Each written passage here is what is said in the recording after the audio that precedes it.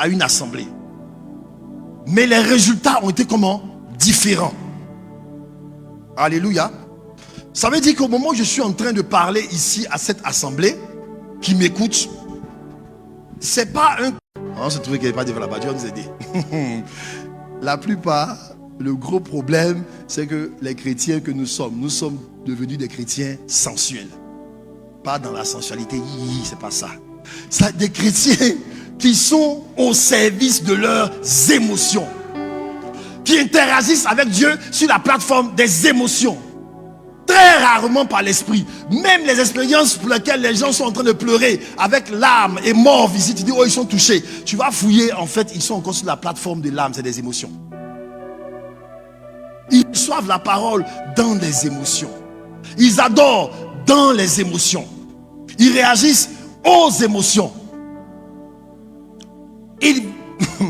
Ils fréquentent ou quittent l'assemblée selon quoi? L'agitation des émotions.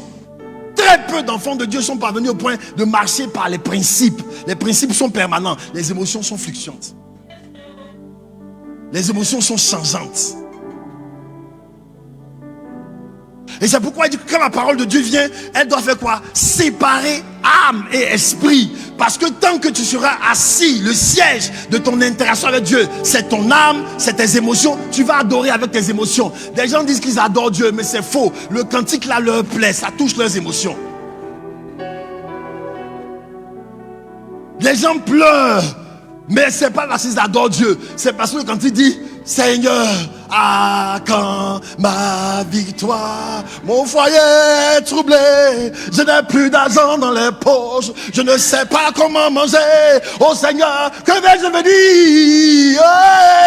Ah, quand il pleure, on dit il est touché. Ce sont ses âmes, c'est son âme. Son esprit n'est pas touché. C'est les émotions.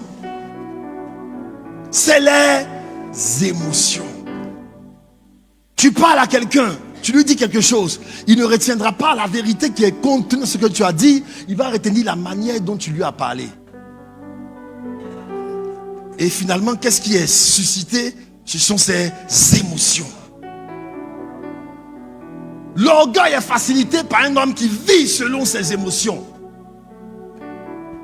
et qui réagit constamment selon ses émotions. Et les émotions sont assises dans l'âme. On comprend Dieu avec nos émotions. Ça ne dure pas. Comment tu peux expliquer que tu sors de la présence de Dieu? On a dit un message, oh, c'était trop fort, je suis empuissancé. Mais quel empuissancement qui ne dure même pas 3 jours? Quand tu sors d'ici net, ça disparaît par l'effet d'un gaba. C'est que ça n'a pas touché ton âme. Ça n'a pas touché, pardon, ton esprit. C'est pourquoi il dit que Dieu fait quoi? La parole de Dieu vient quoi? Pour séparer âme et esprit. Il faut que toi-même tu sois capable à un certain moment de savoir ce qui est de ton âme, ce qui est de ton esprit. Parce que la Bible donne une caractéristique à l'esprit. Elle dit quoi? L'esprit est comment? Toujours disposé. Ça va? La chair est toujours faible. Et puis au milieu, il y a l'âme qui ne sait pas où elle est. Qui quelquefois, ça va, veut aller un peu vers l'esprit, quelquefois recourt vers la chair qui est mélangée.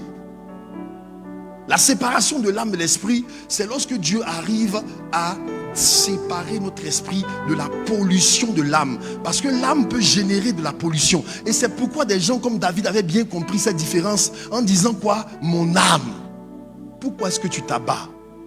Pourquoi David avait tendance à parler de son âme comme si elle ne lui appartenait pas? Parce qu'il savait faire la différence entre ce que son âme désire et ce que son esprit exige. C'est la même chose que le Seigneur a expérimenté dans le jardin en disant maintenant mon âme est triste jusqu'à la mort. Et que dirais-je? Père, délivre-moi de cette heure. Il est en train de dire quoi? Que si moi je dois prier selon mon âme, voici ce que je vais demander. Est-ce que tu comprends? Il y a trop de prières qui sont montées par l'âme. Il y a trop de prières qui sont orchestrées sur la base de l'âme qui est blessée. Il y a trop de prières qui sont un parfum de l'âme vengeresse. Dieu des vengeances, lève-toi. Alléluia. Il y a trop de prières pour le mariage qui sont poussées par un gourmet. Une âme blessée d'avoir été abandonnée. Il m'a trahi, non? Il m'a trahi. Seigneur, permets que je me marie. Ils vont voir qu'il a eu tort de me laisser. Moi, jolie femme comme ça. Ça va? Des prières pour la promotion qui sont poussées par une galère. C'est pas parce que, écoute-moi bien. Si tu as souffert quand tu étais petit, Yako, c'est vrai. Ton papa t'a pas tout donné. Vrai, c'est vrai. Mais papa, tu as souffert que tu dois que tu dois avoir l'argent. La souffrance là n'est pas quelque chose qui nous... Ça dit que les gens qui disent, comme j'ai souffert, alors je dois réussir.